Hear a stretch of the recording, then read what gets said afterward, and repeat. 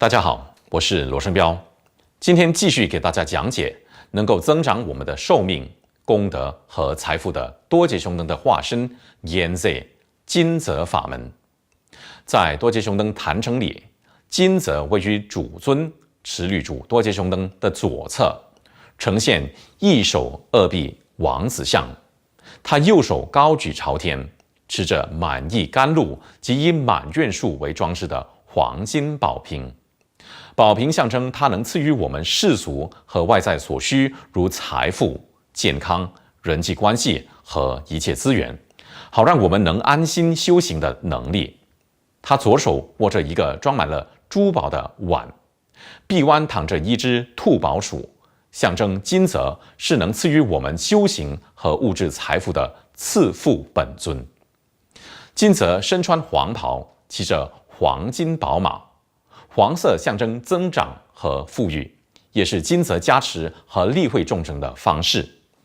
他左臂弯挂着一个胜利床和金刚钩，胜利床象征战胜阻碍我们达成心愿的魔罗、烦恼、负面情绪和恶业，因此金泽赐予我们的一切，最终将会协助我们消除所有的烦恼和障碍。金泽手中的金刚钩象征他消除一切障碍和恶缘，勾取一切修行和物质财富，引领我们取得究竟解脱的能力。黄金宝马象征金泽能快速地协助我们消除障碍，为我们提供所需的资源。事实上，无论是佛或护法，都无法改变我们的业，因此我们必须透过修持金泽法门来累积功德和净化恶业，好让它能协助我们。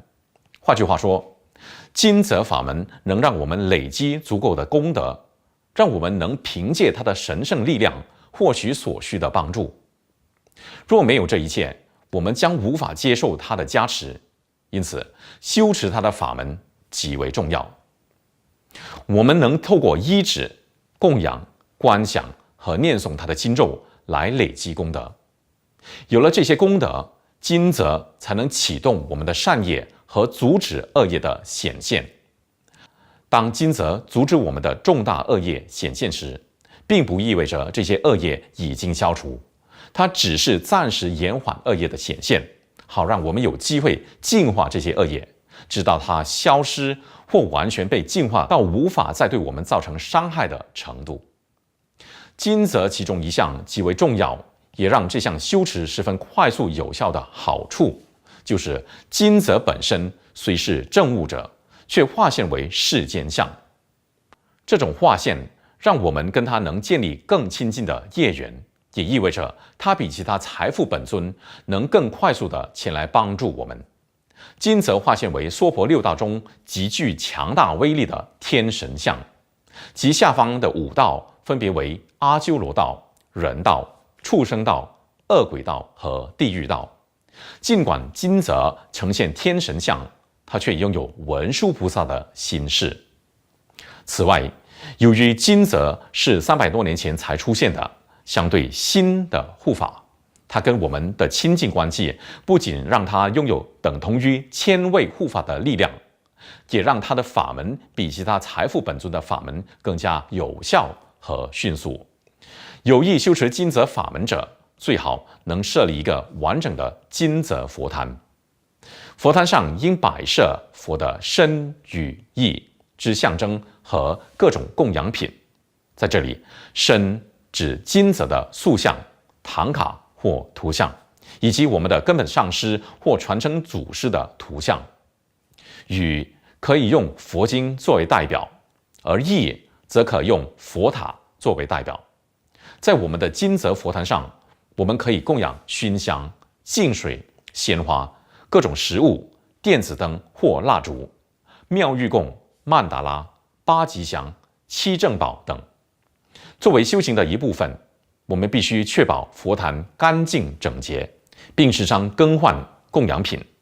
在修持金泽法门前，清理佛坛和做供养是前行修持的一部分，能确保我们在修行上取得成果。现在设立佛坛，我们需要：一、佛像或图像； 2. 金色的塑像或图像； 3. 佛经； 4. 佛塔； 5. 一套妙玉供，由左至右，水、花、香、烛、香水、食物和法螺； 6. 一套水供。佛坛是佛教修持中一个重要的组成部分，它能提醒我们所修持的对象，即培养我们潜在的品德，好让我们能帮助众生。这是设立佛坛的好处。我们可以在浴室或厕所以外的任何地方设立佛坛。为了让我们能视佛坛上的证物者为真实的显现，我们应该时常在佛坛前表示尊敬。一个理想的佛坛应该包含以上6种物品。然而，若情况不许可，至少也要摆设金色的图像。等到条件允许时，我们可以再逐渐添加其他物品。佛坛的完整性反映了我们修持金色法门，并希望从中获益的认真程度。正如其他任何事情一样，我们在修持上投入多少努力，就能带来多少成果。